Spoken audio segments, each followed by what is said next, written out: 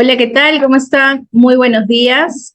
Vamos a dar inicio a nuestra conferencia del mes en CFP Salud Mental. Quien les habla es Catherine Barahona, directora de CFP Salud Mental.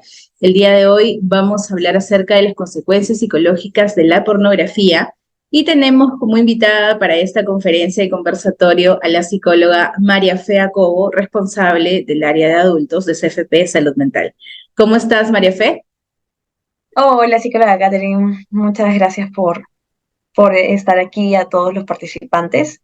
Y sí, el día de hoy vamos a conversar, ¿no? Vamos a tener un conversatorio sobre las consecuencias psicológicas de la pornografía. Exacto, gracias por tu participación y siempre es bueno de repente tener dos opiniones, dos maneras de ver esta conferencia, este tema tan interesante cuando estábamos armando la conferencia y mientras íbamos conversando previamente, a propósito de que el día 4 de septiembre es el Día Mundial de la Educación Sexual, entonces decidimos trabajar un tema que esté relacionado al contenido psicológico para ver cómo es que nosotros como psicólogos podemos intervenir. Esta conferencia no está netamente relacionada a la intervención, sin embargo, vamos a hablar de algunas técnicas y también de la comprensión de cómo esto puede afectar a los pacientes en general, a cualquier varón o mujer, con respecto al contenido y con respecto también al consumo excesivo de la pornografía. Y no solo consumo excesivo, sino simplemente consumo, ¿no? Que es un punto que ahora vamos a conversar porque digamos que en el mundo se ha normalizado, ¿no? Digamos, los medios de televisión, de las redes sociales, a veces pueden normalizar este tipo de consumo. Sin embargo, no sabemos y no conocemos cuáles pueden llegar a ser las consecuencias psicológicas y qué tipo de personas o qué tipo de edades están más propensas a poder desarrollar algún diagnóstico psicológico debido al consumo de este tipo de contenido. Entonces, vamos a iniciar esta conferencia. Agradecemos a todos por su participación. Recordemos que en CFP Salud Mental tenemos una conferencia gratuita el primer sábado de cada mes y ahora nos toca este primer sábado en septiembre hablar sobre un tema que está relacionado a la prevención sobre conductas inadecuadas en la salud sexual. Bien, entonces vamos a pasar a la primera diapositiva. Les vamos a agradecer a todos los que están presentes, como les dije. Esto es más que nada una conferencia, un conversatorio y queremos resolver dudas. Entonces, durante toda esta hora, les voy a pedir que si ustedes tienen alguna duda, la puedan ir escribiendo en el chat y puedan ser también parte de esta conversación para poder resolverla durante todo el proceso. Bien, entonces hemos recopilado algunas definiciones, ¿no? Vamos a observar de que no todas las personas van a pensar igual y que no todos los autores van a tener la misma perspectiva acerca de lo que es la pornografía. Hay diferentes posturas, hay diferentes formas de trabajarlo, de hablarlo, sí, sin embargo, al final vamos a ver cuál sería la consecuencia de asumir este tipo de posturas que nos están ofreciendo. Bien, entonces te dejo, María Fe, para que tú puedas dar esta pequeña introductoria, ¿sí? Ok, ok, perfecto. Bueno, la pornografía, como usted bien lo ha dicho, es un tema muy presente. Empieza desde la pubertad, la adolescencia, ya se vuelve más fuerte cuando uno es joven y es adulto. Según el diccionario de la RAE, es la presentación abierta y cruda del sexo que busca producir excitación. ¿Y qué es lo que hace que algo sea pornográfico? Que sea su intención de producir esta excitación. Ahora, aquí hay tres tipos que se le llama el softcore suave, que es mostrar ciertas partes del cuerpo sin incluir las zonas erógenas como la vagina, el pene, los senos, y el medium core, que es la desnudez total, ¿no? Y a su vez tenemos el hardcore, que es como la práctica ya sexual de como el coito, y Uh que esto -huh. nos lleva a un punto según lo que refieren los manuales diagnósticos, que no está tal cual especificado como un diagnóstico, sino como una consecuencia, que es la hipersexualidad, que bueno, creo que es la siguiente diapositiva, ¿no? que ajá, exacto. exacto. Entonces, la hipersexualidad nos trae muchos criterios de diagnósticos. Y Ujú. uno Una de ellos, pregunta, María Fe, sí, discúlpame que te corte. Justo ahí quería de repente que toquemos algo interesante porque las personas creen de que pornografía solamente es la parte hardcore, ¿no? Que es lo que hemos visto en exacto, la tercera parte en los tipos, que solamente estamos hablando de pornografía cuando hay un contenido de coito sexual o algo relacionado a la actividad sexual, al acto sexual, ¿no? Y no es así. Tenemos también que llamarle pornografía cuando existe desde lo que es el softcore. Ahora, justo hace un momento estaba con una paciente y me comentaba, ¿no? Que esto ahora es bastante clásico, incluso ya me enteré de hace poco tiempo sobre el término, pero ahora le llaman, por ejemplo, los packs, ¿no? ¿No? Ya lo he escuchado anteriormente en otros pacientes, y los packs son un conjunto de fotos, y es bueno que lo sepamos nosotros que somos psicólogos, porque vamos a entender lo que significa cuando el paciente te diga, oye, ¿sabes qué es un pack? Ya tú ya sabes qué. Entonces, hay que hablar con esos términos porque son cosas que ahora, digamos, están de alguna manera, por claro. decir así, tendencia, ¿no? Y cuando una persona le envía fotos sugerentes, ¿no? Es a lo que llamamos fotos sugerentes, que necesariamente no tiene que estar sin ropa, como bien lo dijo la psicóloga María Fe, o necesariamente no tiene que ser mostrando las partes íntimas como el pene o la vagina, pero sin embargo este tipo de fotos sugerentes de mostrar tu cuerpo ya viene a ser pornografía entonces, ¿verdad María Fe? Sí, y sobre todo que, bueno, también justo estaba investigando y existen lo que se le llama las 4A. Y uno de ellos es esto, ¿no? El tema de la accesibilidad, que es fácil conseguirlo en un teléfono. Es fácil conseguirlo cuando aún más existen estos grupos, ¿no? Grupos de WhatsApp que lamentablemente los hay y que se pueden pasar los llamados packs o hasta con las mismas parejas, ¿no? Es muy simple. Exacto. Sí, y eso, por ejemplo, ya me acuerdo anteriormente, hemos visto hace unos años una conferencia que sería bueno de repente tocarla ahora que estamos con toda la prevención acerca del sexting, ¿no? El sexting es la actividad de pasarse fotos íntimas entre incluso la pareja o entre, no sé, amigos, qué sé yo, pero pasarse fotos íntimas y que ahora pues le han puesto el nombre de pack, ¿no? Y al final terminan, de repente hemos tenido casos, ¿no? Donde han terminado siendo amenazadas con publicar ese tipo de fotos, incluso piden hasta dinero, se hacen pasar por otras personas, entonces las consecuencias ahí son bastante graves, ¿verdad?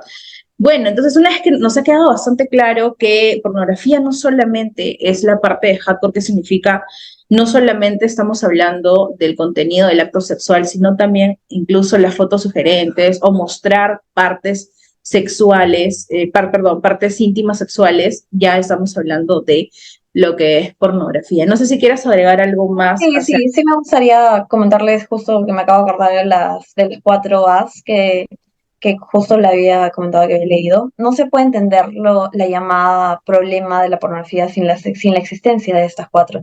Y una de ellas es la accesibilidad, que es fácil poder conseguir, es fácil poder coger un celular e investigarlo, ¿no?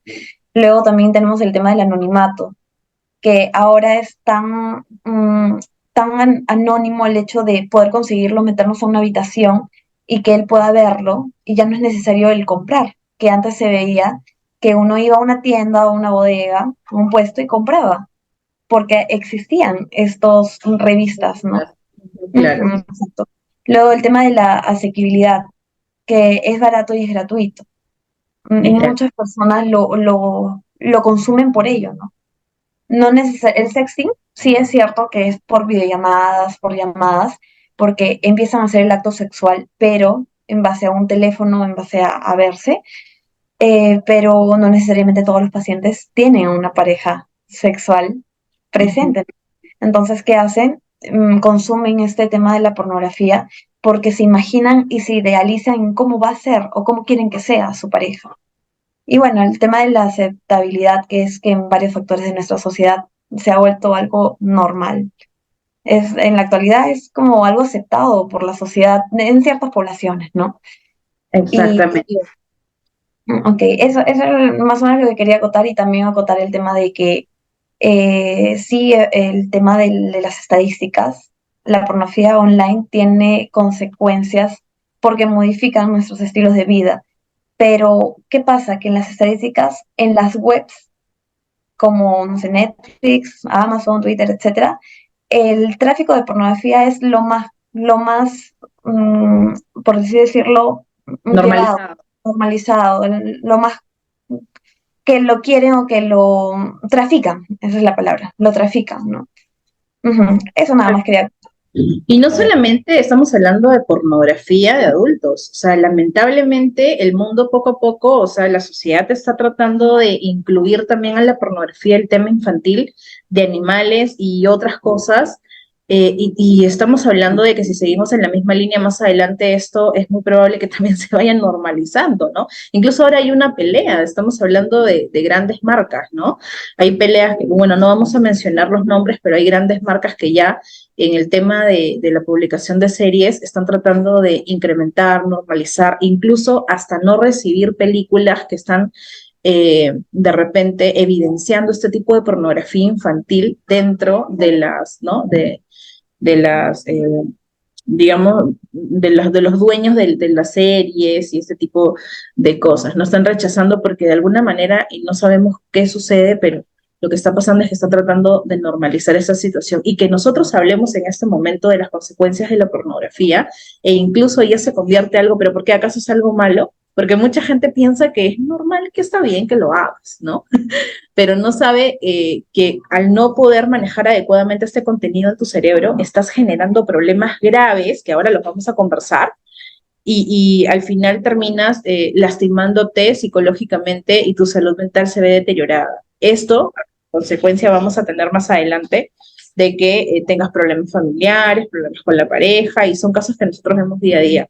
Vamos a responder a una pregunta antes de pasar a la siguiente diapositiva, ya están empezando a escribir, ¿ok? Dice, ¿qué edad es recomendable hablarle a un adolescente de educación sexual por un familiar? Tiene 12 años y aún no lo han hablado. Esa es una muy buena pregunta, porque nosotros dentro de la psicología tenemos de que la adolescencia comienza, bueno, la preadolescencia comienza a los 10 años y ya podemos de repente entender que este niño va a empezar con una exploración sexual totalmente natural de los cambios del cuerpo. Bien, sin embargo, hemos visto que ya los niños no son los de antes, ¿no? Ha habido un Ay, cambio. wow. Ahora vemos a niños de 8 años, de 7 años, hablando y teniendo bastante curiosidad sobre su cuerpo, lo que es la sexualidad, entre tantas cosas, ¿verdad? Entonces, si bien es cierto, nosotros tenemos muchas teorías en la psicología que puede explicar el tema de la adolescencia, sin embargo, vamos a ver de que no se cumple con nuestra actualidad, ¿no? Ha habido un avance bastante rápido. Ya yo podría responder a la pregunta diciendo de que, eh, de que podemos empezar a hablar sobre educación sexual, bien dicho a la psicóloga que nos está escribiendo, la educación sexual a partir ya, considero, desde incluso la edad de 5 años, 4 años, que ya pueden pronunciar y conocer las partes de su cuerpo. Y es justo lo que hemos estado haciendo Sí, hace los talleres. agosto, ¿no? En el mes de agosto hemos estado hablando acerca de a los niños desde los 4 o 5 años sobre lo que significan los límites con respecto a su cuerpo, Bueno, ¿no?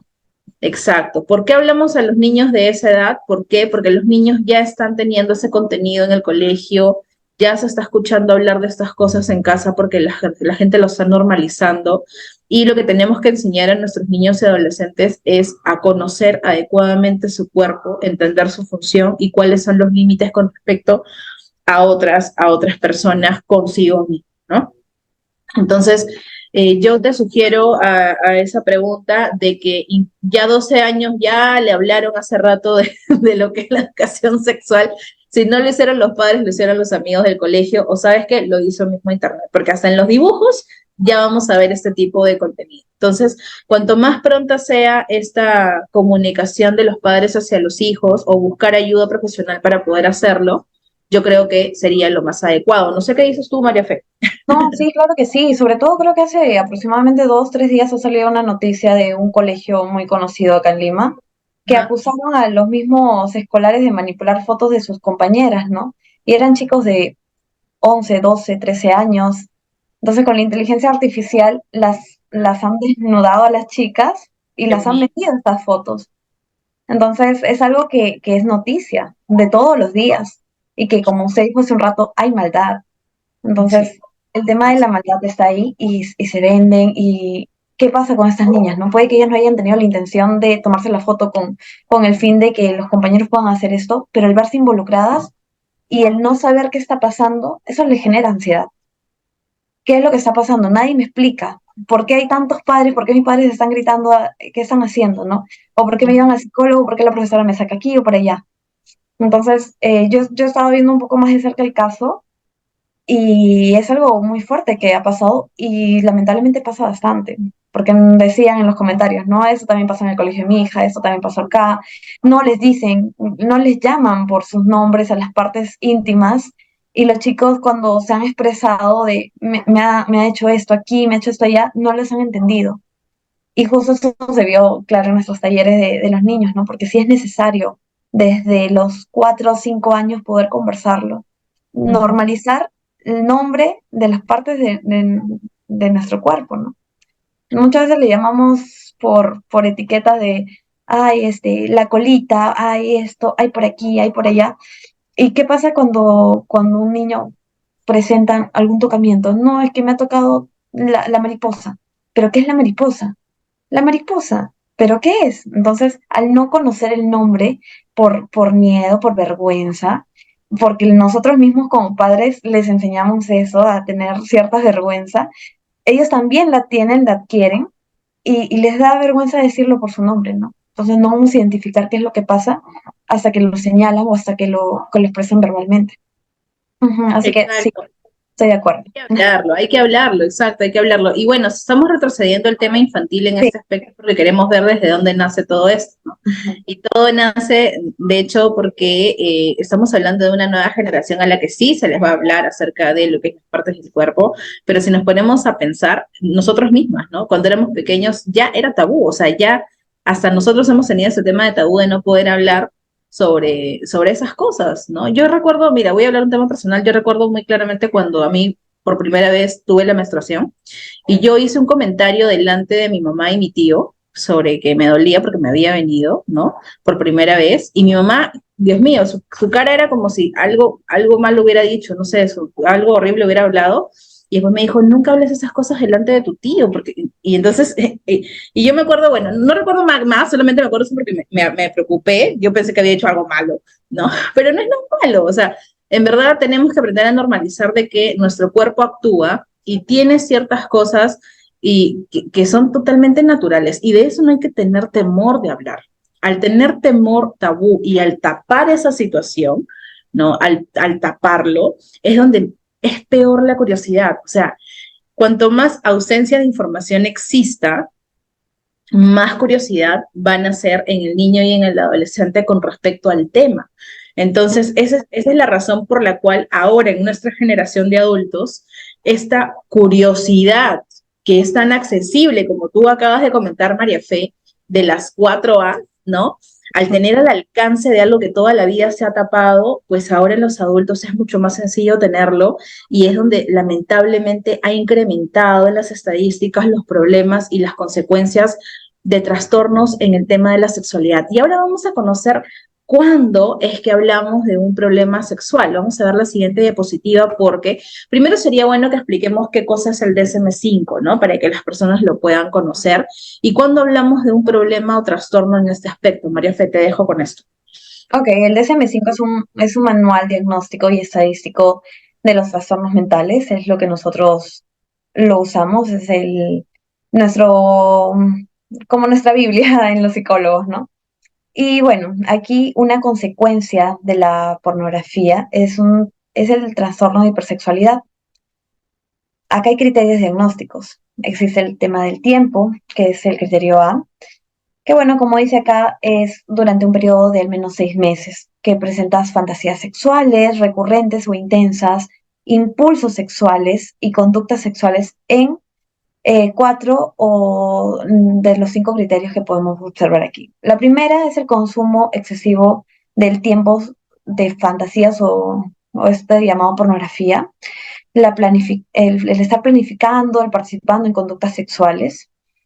Por ejemplo, si es que yo, María Fe, realizo una evaluación y veo que mi paciente presenta a la semana unas 2, 3, 5 veces, eso ya es recurrente. Entonces, cuando ya es excesivo, esto puede ser uno de los criterios para que pueda presentar ese trastorno, ¿no? El segundo es repetitivamente desarrollar estas fantasías, como el querer imitar, ¿no? Y esto que genera ansiedad, depresión, irritabilidad, el aburrimiento, como una respuesta, ¿no? De este estado. Luego el tercero es repetidamente desarrollar fantasías, los impulsos y conductas sexuales como respuestas a eventos estresantes de la vida. Que estoy pasando por una situación estresante y lo que recurro es a esta situación, ¿no? Lo otro es el tema de los repetitivos e infructuosos. Son esfuerzos por controlar o reducir significativamente estas fantasías, impulsos y conductas sexuales. Y por último es repite el comportamiento sexual, ¿no? Sin tener en cuenta el riesgo del daño físico que se puede ocasionar a sí mismo o a otros. Esto puede ser que justo el verlo, el ver el tema pornográfico puede usar ciertas herramientas y puede dañar también a las demás personas, ¿no? O hasta a uno mismo al intentar experimentar. Ujú. Exacto. Entonces podemos decir ya que el APA es la Asociación Psicológica Americana que habla acerca de todos los trastornos mentales o de conducta que están relacionados a la pobreza y la salud mental. Entonces lo que estamos diciendo no es necesariamente una idea, no es Ujú. una postura, estamos hablando de ciencia. APA es un manual que utilizamos en el tema de psicología para poder diagnosticar de alguna manera un problema o un trastorno mental. Y está en el DSM-5, que es elaborado por APA, este trastorno que es de hipersexualidad. Entonces, estamos hablando que la pornografía se convierte en un trastorno. Esto es algo grave, no es para normalizarlo, es algo bastante grave y que necesitamos empezar a trabajar sobre todo desde el inicio de la infancia, desde la infancia, adultez, perdón, adolescencia y luego lo que es la adultez. Vamos a ver otra pregunta que me han dejado por aquí. Dice, he trabajado en un colegio como tutora con adolescentes de 14 años y muchos de ellos ya habían empezado su vida sexual, pero no conocían nada sobre el tema. Todo lo que todo lo que hacían lo habían aprendido de la pornografía que consumían y en realidad en el colegio no se hablaba de educación sexual porque decían que eso era a partir de quinto de secundaria. ¿Cuántas veces has escuchado que dicen, no, de sexualidad todavía no se lo voy a hablar a mi hijo? No, todavía no es momento. Y no nos estamos dando cuenta que de sexualidad tu hijo ya escuchó hace rato. Como digo, ahora desde los 8 o 7 años ya están escuchando sobre ese tema. Y incluso ya saben cuáles son sus límites y ya tienen curiosidad. Yo tengo a mi hija de 5 años de 6 años, que voy a acaba de cumplir 6, de que me cuenta lo que le dicen algunos amigos con respecto al tema, y no me puedo creer cuando lo escucho. Pero es que es en serio, eso ya está sucediendo en los colegios, es totalmente real. ¿Qué es un beso? ¿Qué significa si alguien te da un beso? Entonces, esas cosas, si nosotros no estamos preparados para poder abordarlos adecuadamente, al final de los tiempos se va a convertir en un problema como el que ya tenemos actualmente en nuestros adultos. Entonces, ¿qué sucede en este caso que nos está comentando la psicóloga que acaba de escribir, ¿no? Y es que, lo que está pasando es que en los colegios las personas ya están empezando a tener, bueno, en general en la población, en nuestra realidad, ya está empezando la actividad sexual incluso hasta desde los 12 años, y ella habla acerca de una chica de 14, ¿no? Pero sí, o sea, la actividad sexual ya lamentablemente ha iniciado. ¿Y cuál es el modelo a seguir de esta actividad sexual? La pornografía. ¿Dónde consumes la pornografía? En cualquier lugar. Como tú dices, ahora no es que tú tengas que ir a comprarla, simplemente prendes tu celular y ya te está apareciendo pornografía. Si es que tú no has sabido adecuadamente eliminarlo, ¿verdad? Entonces, ¿qué es lo que vemos en la pornografía? Y aquí nos vamos a detener un poco, porque aquí empieza el problema. Y es lo que yo veo en muchos adolescentes. Muchos adolescentes llegan a una edad promedio entre 15 y 16 años, preocupados y con baja autoestima Ujú. por el aspecto físico que ellos muestran frente a una chica, porque lo que hacen es lamentablemente comparar. ¿Qué sucede cuando un adolescente tiene el consumo de pornografía? Empieza a compararse. Vamos a aclarar algo. Un adolescente está en plena formación de su personalidad. Eso significa que todavía, primero, no ha terminado de desarrollar su cuerpo. Segundo, que eso no tiene nada que ver con personalidad, pero es parte del proceso de un adolescente. Pero significa que al desarrollar su personalidad está cogiendo de diferentes lugares modelos para poder armar su yo. Entonces, al consumir esta pornografía, el adolescente va a ver primero situaciones corporales, o sea, hombres. Por ejemplo, si es un chico, va a haber hombres que obviamente, vamos a aclarar aquí un poco el tema de la pornografía. Cuando se busca, los chicos buscan pornografía, van a encontrar, como bien dice en la definición, temas totalmente exagerados. Estamos hablando del acto sexual de una forma exagerada, de una forma inadecuada. Entonces, el chico va a ver que su relación sexual no es igual a la pornografía. Entonces, él va a pensar primero que su cuerpo tiene algo diferente. Porque incluso hasta el miembro de sexual de las personas que están en los videos pornográficos son totalmente distintos a los que normalmente es en la vida real. Porque no es real lo que estamos viendo ahí. Entonces, ellos van a preocuparse por decir, bueno, obviamente yo siento que no soy como el hombre que estoy mirando y me siento avergonzado porque yo no puedo hacer lo que pasa ahí, porque en la película está sucediendo esto y yo no puedo hacer lo mismo que esa película de pornografía, o intentan, recordemos que en la pornografía hay mucho contenido de utilizar muchas veces a la mujer como un objeto sexual y viceversa. Entonces, dentro de la relación sexual, él intenta hacer eso, pues al final termina en una relación desastrosa sexual porque obviamente no es el mismo contenido. Entonces hay un cambio mental de lo que significa una mujer a su lado, hay un cambio mental de lo que significa el verdadero momento de la intimidad sexual.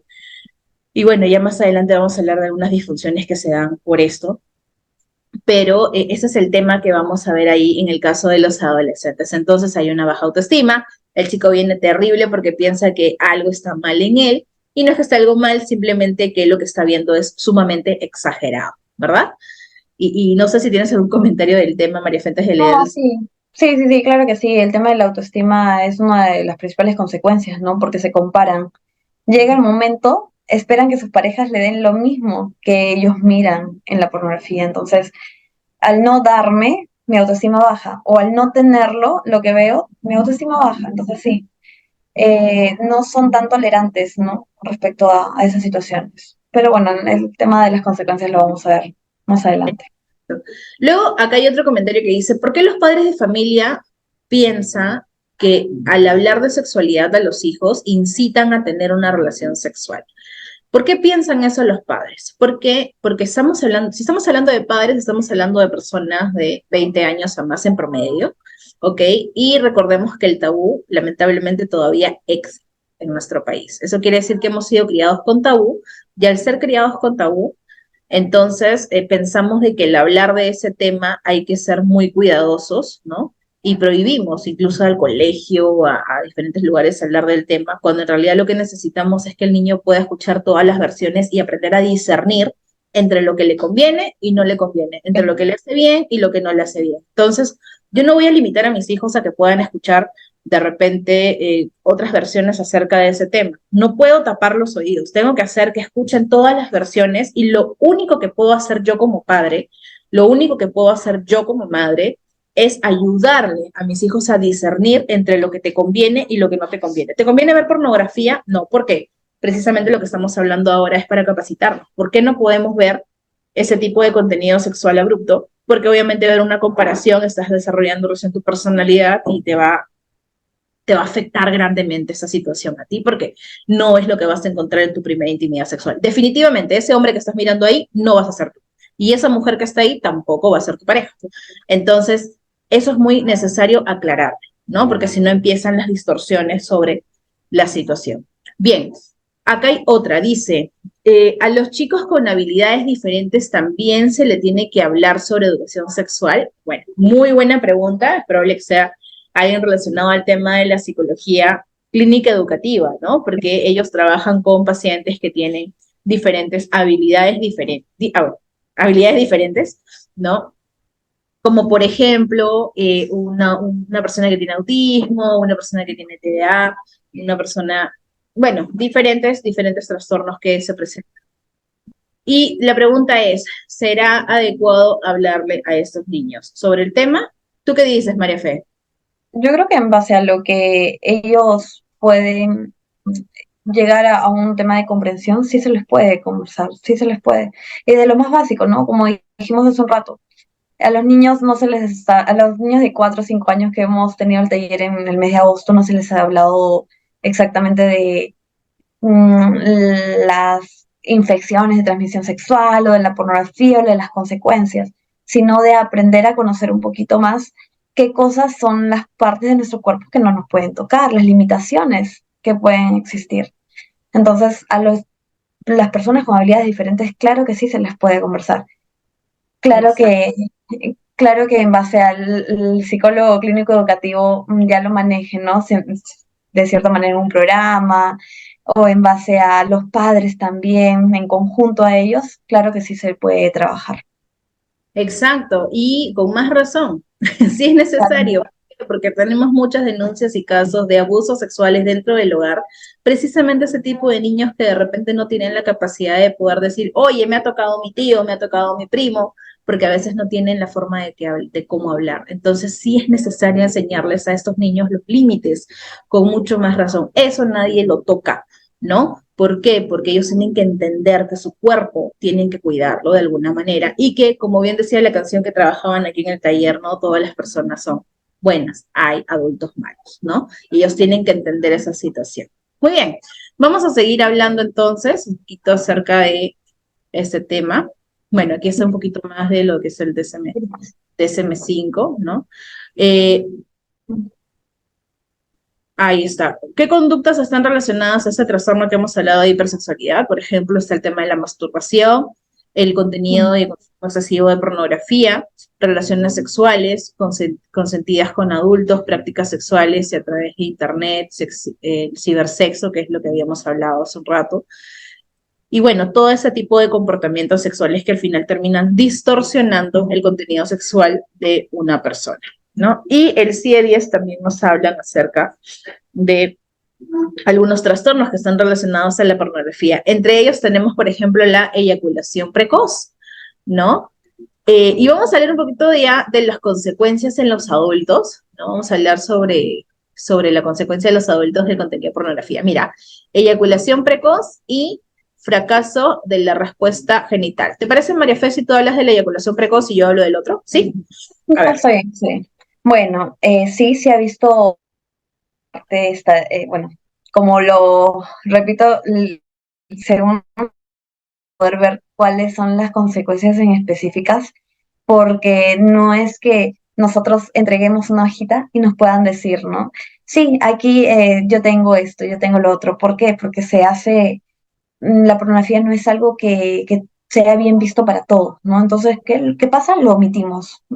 Hay una pregunta de respecto a una mujer, ¿tú has visto pornografía? Te lo niegan. ¿Por qué? Porque hay cierta vergüenza, hay ciertos miedos de qué puedan decir, ¿no? Las personas. Entonces, una de las consecuencias que sí se han visto en las terapias o en los pacientes es la eyaculación precoz, que este es un trastorno psicológico, que es la incapacidad de controlar la aparición de la eyaculación durante un tiempo necesario que ambos participantes disfruten, ¿no? Puede el hombre a presentar una eyaculación ahí mismo, a empezar todo el coito, a los segundos o a los minutos. Entonces no hay un espacio para que la otra parte disfrute de esta relación sexual. También se puede considerar precoz si la erección requiere una estimulación prolongada, de tal manera que el intervalo de tiempo de que ésta alcance la erección suficiente y la eyaculación se corta. Entonces, ¿qué pasa aquí? Que nosotros estamos pensando mucho en qué es lo que yo he visto, qué es lo que yo quiero imitar, qué planteo, qué quiero ver. Entonces, al no verlo, empiezo a tener esta aparición y empiezo también con las dificultades psicológicas, porque empiezo a sobrepensar en qué es lo que está pasando, ¿no? La eyaculación precoz, más allá de esto, perdón, también está lo que es la disfunción eréctil o las dificultades para llegar a un orgasmo de otra manera. Y esto puede también presentarse en hombres, como el tema del orgasmo en mujeres. Ujú. Bien, ahí estamos hablando un poco de lo que es el fracaso de la respuesta del genital, ¿no? A lo que Ujú, lo conocemos como la disfunción eréctil, ¿no? De no poder, de alguna manera, erectarse o no poder simplemente llegar a un estado de excitación, en el caso de una ujú, mujer, bien, ¿no? Recordemos que, al igual que el hombre, cuando va a tener una intimidad sexual, hay una erección del pene. En el caso de la mujer, ¿no? Hay un tema de dilatación de la vagina, ¿verdad? Y ambos funcionan cuando existe una respuesta sexual, una respuesta de excitación. ¿Por qué se da esto? ¿No? Dicen las mujeres el problema fundamental es la sequedad vaginal o el fracaso en la lubricación, ¿no? ¿Por qué sucede esto? ¿Qué pasa? Cuando una persona ve el contenido sexual pornográfico, es como yo les explico a mis pacientes, ¿no? Es como si nosotros tuviéramos una línea de límite, al que le vamos a llamar el umbral, ¿ya? Es una línea. Cuando, para yo poder excitarme, yo tengo que pasar esa línea. Voy a utilizar un plumón para explicar, ¿ya? Para yo poder excitarme, tienen que pasar estas cosas que están aquí abajo, y cuando pasa esa línea, yo llego a la parte de la excitación para que mis genitales puedan responder a una actividad sexual, ¿correcto? Porque en mi mente yo necesito esto hasta aquí para poder excitarme. Bien, si tú me das un beso, no me voy a excitar, obviamente, pero si ese beso de repente llega un poco más, ¿no? Un beso más largo, ¿no? Entonces ahí sí de repente puede ser que yo me excite y llego hasta este momento y ya estoy excitada. Ese es el umbral, el límite. Cuando una persona consume pornografía, la pornografía se queda en la mente, en los recuerdos, y empieza a convertirse ese contenido en el límite sexual para que tú puedas excitar. Ya no tiene que ser un beso, tampoco tiene que ser una relación sexual normal. Tiene que ser con ciertas posturas o cierto contenido sexual para poder llegar. Esto hace que suba cada vez esta línea. Digamos que tu límite ya no es normal. Tu límite tienes que llegar a más cosas para poder excitarte. A algunas personas les sucede, por ejemplo, de que el contenido sexual entre hombre y mujer ya no les satisface tanto, ya no les hace sentir excitados. Entonces, ¿qué es lo que sucede ahí? Empiezan a incrementar el contenido de la pornografía. Ya no tiene que ser hombre y mujer, tiene que ser tríos para poder excitarlo. Subes la línea. Ya no tiene que ser tríos, ahora tiene que ser con animales. Subes la línea. Ya no tiene que ser así, tiene que ser con golpes. Subes la línea y así. Entonces se va distorsionando el contenido del umbral para que uno pueda llegar a la excitación. Cuando nosotros hemos contaminado la mente con todo ese contenido sexual y el umbral está demasiado alto, tú llegas a la cama con tu pareja, ¿qué es lo que esperas para poder excitarte? Esto. ¿Y lo vas a encontrar? No lo vas a encontrar. Entonces, ¿qué sucede? Que la respuesta genital no va a poder de manera natural. Y al no ser de manera natural es donde se da el fracaso, la disfunción eréctil, la sequedad vaginal o fracaso de la lubricación. Esa es la explicación psicológica de cómo es que la pornografía puede distorsionar terriblemente a un hombre o a una mujer. Esto es más común de lo que ustedes imaginan. Aquí en el centro llegan muchas personas con esto y avergonzadas. ¿Por qué no puedo? ¿Por qué no me puedo excitar con mi pareja? ¿Por qué no puedo tener una erección? No sé qué me ha pasado. Y a veces llegan después de haber ido al urólogo, ujú, ginecología, ¿no? ujú. Preocupados. Ya me fregué, ya nunca más voy a poder, ¿qué está pasando? Pero en realidad les digo una cosa, esto es más común de lo que ustedes imaginan. ¿Saben por qué es más común de lo que imaginan? Porque lamentablemente la sociedad ha normalizado la pornografía. Por lo tanto, ha normalizado esta distorsión sexual en la que muchos peruanos y muchas personas en el mundo están sufriendo en este momento. Ahorita el tema sexual en psicología es muy tocado. ¿Por qué? Porque está sucediendo. Están normalizando la actividad que está distorsionando el tema sexual en las personas. Y esto al final termina destruyendo demasiado todo su entorno. Obviamente, al no tener una excitación o una erección con su pareja, empezamos por los problemas maritales, empezamos por los problemas con la pareja.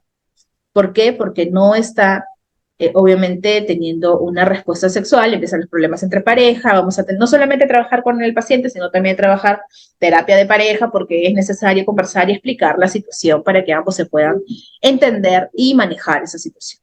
Entonces, es una enfermedad al final. La pornografía no es una enfermedad. La enfermedad es la consecuencia de ver pornografía. Sí funciona. Entonces, ustedes pueden normalizar la pornografía, todo lo que ustedes quieran, pero las consecuencias terminan en la enfermedad, sí o sí. Puede ser que no sea una difusión eréctil, puede ser que no sea un problema fisiológico, porque recuerden que lo que pienso hace que afecte mi tema fisiológico, pero ya distorsionaron la autoestima de ese adolescente, pero ya malograron el contenido de lo que es la sexualidad en un adolescente o en un niño. Entonces, sí o sí, las consecuencias van a ser negativas, mínimas, o llegar hasta este punto, pero van a ser negativas. Y está pasando, está sucediendo. Y es hora de que abramos los ojos y empezamos a trabajar realmente, preguntarnos por qué estamos normalizando algo que no debemos normalizar, que nos está afectando. Entonces, eh, la educación sexual sí es positiva. Hablar de sexo con los hijos, explicarles cuál es una relación sexual normal, natural, sana, es lo mejor que podemos hacer, ¿no? En general. Bien, entonces vamos ahora a la siguiente. Antes de hablar sobre este cuestionario que estaba dirigido más que nada para los psicólogos, no sé si tienes algún comentario con respecto a lo que hemos estado hablando y esta difusión y ¿no? las consecuencias. María Fe, te escucho. Claro que sí, sí, sobre todo lo que usted dice, ¿no?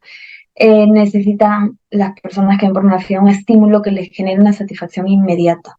Y por eso es que hay estas causas de la eyaculación precoz y de lo que la psicóloga ya comentó, ¿no? Ahora, ¿qué pasa con los chicos? ¿Por qué desean ver pornografía? Y una de las respuestas más comunes es porque los mismos padres no les hablan de la educación sexual. Entonces buscan algo que no encuentran en el hogar o en el colegio. Y por eso es importante conversarlo, por eso es importante psicoeducar, ¿no? La mayoría de aquí que son psicólogos es importante psicoeducarlo, siempre con la autorización de los padres. Si no nosotros lo hacemos porque nosotros queremos, lamentablemente tenemos consecuencias también.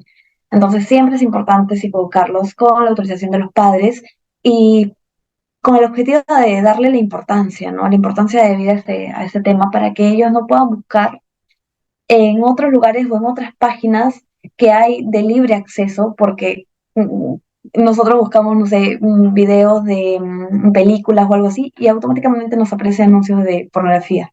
Es común. Hasta a mí misma me ha tocado que estoy buscando alguna página para ver alguna película y puros anuncios de pornografía. Entonces, ¿qué pasa con la mentalidad de esos chicos en esos momentos? Quiero saber de qué trata, qué es, por qué nadie me habla de esto y por qué lo oculto, porque cuando lo he hablado en algún momento veo que mi mamá me dice, no, todavía no tienes edad, porque si lo digo en el colegio me dicen, no, eso recién en quinto de secundaria, como lo dijo una psicóloga, ¿no? Entonces, esas son una de las consecuencias. Por eso es que los jóvenes empiezan a ver, porque desde casa no hay una orientación. Y por el mismo tema de los tabús, ¿no? Como dijo la psicóloga, la mayoría de los padres que tienen chicos de 10, 11 años tendrán sus 25, 26 años en adelante. Ujú. Ok. Bien, ahí tenemos un inventario sobre actitudes sexuales que se utiliza. Eh, Sería de repente, si es que hay aquí psicólogos interesados en poder obtener ese tipo de cuestionarios, ¿no? De repente nos puedan escribir al número para poder compartirles, esto es de libre acceso. Entonces, normal, ¿no? Porque podría ayudar también al diagnóstico y la atención inmediata de ese tipo de situaciones, ¿no?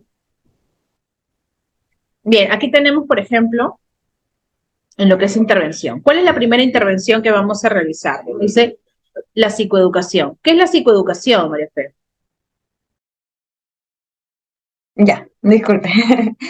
Es brindar justo lo que le estaba comentando, ¿no? Hace unos minutos, es brindar el conocimiento sobre el tema a trabajar, ¿no? El objetivo y adecuado acerca de la conducta sexual y de las posibles consecuencias negativas de la pornografía.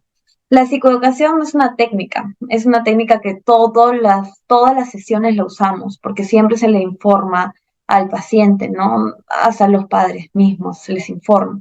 Entonces la psicoeducación es tal cual, es una información, es brindarle un conocimiento al paciente. Exacto, ¿no? Luego tenemos dentro de las intervenciones el análisis funcional, ¿no? Que es un poco conversar acerca de las consecuencias negativas, hacerle entender, hacerle dar cuenta al paciente de alguna manera de cómo era antes y cómo es ahora su vida después de que ha empezado a consumir ese tipo de pornografía. Hacer un registro conductual, de repente poco a poco ir preguntándole a la persona esa semana cuántas veces has visto, cómo te has sentido, qué ha sucedido. Nosotros aquí tenemos, por ejemplo, un psicólogo que se encarga de todo el tema sexual y algo que él siempre dice a sus pacientes y que ha funcionado muchísimo, como para que se den cuenta, ¿no? Simplemente le dice, bueno, mira, yo te voy a decir una cosa, vamos a empezar por esto que es lo más sencillo. Deja de ver ese contenido y dime qué pasa cuando te encuentras con tu esposa, ¿no? Y es cierto, y al final la mayoría de pacientes lo que sucede es que al limpiar su contenido mental, eh, empiezan nuevamente a recuperar ese tema de disfunción eréctil. Es totalmente cierto, pasa, ¿no? Y empieza a cambiar esto en sus propias cabezas y empiezan... Y ahí recién empieza la intervención, porque decimos, bueno, ¿y ahora cuáles son las consecuencias y cuál es la diferencia entre haber visto y no haber visto la pornografía durante esta semana? ¿Ha habido o no ha habido cambios, no? Y van a entender que sí, y muchas veces este darse cuenta ayuda a tomar nuevas decisiones a nuestros pacientes. Y las actividades alternativas como lo que les acabo de mencionar o reemplazar un tema de video pornográfico por un video educativo sexual desde las edades y adaptado para ciertas edades según lo que necesite y puedan comprender bien este tipo de, eh, de consecuencias en el contenido. Tenemos autocontrol, ¿no? Es importante trabajar el autocontrol. Y justo lo decía también uno de los criterios del DSM-5, de qué sucede cuando una persona está tratando de no ver y al final termina haciéndolo. Recordemos que el contenido de la pornografía está relacionado a a, a una adicción porque hay un acompañamiento de necesidad fisiológica del ser humano que es responder a sus necesidades sexuales. Es una necesidad básica, tiene que suceder, pero al relacionar esa necesidad fisiológica se convierte en un vicio y uno de los más grandes de poder eliminar. Entonces hay que tener mucho cuidado con eso y trabajarlo como tal y cómo a través del autocontrol y el cambio de creencias. Ahí falta una N. ¿Ok? Bien. Bueno, entonces ahí les vamos a dejar algunas recomendaciones también. De manera general, me gustaría aclarar de que nosotros promovemos totalmente la erradicación del contenido pornográfico en cualquiera de las edades, debido a que esto cambia y distorsiona el contenido de lo que es el acto sexual, la sexualidad y la función del hombre y la mujer dentro de la relación sexual, ¿no?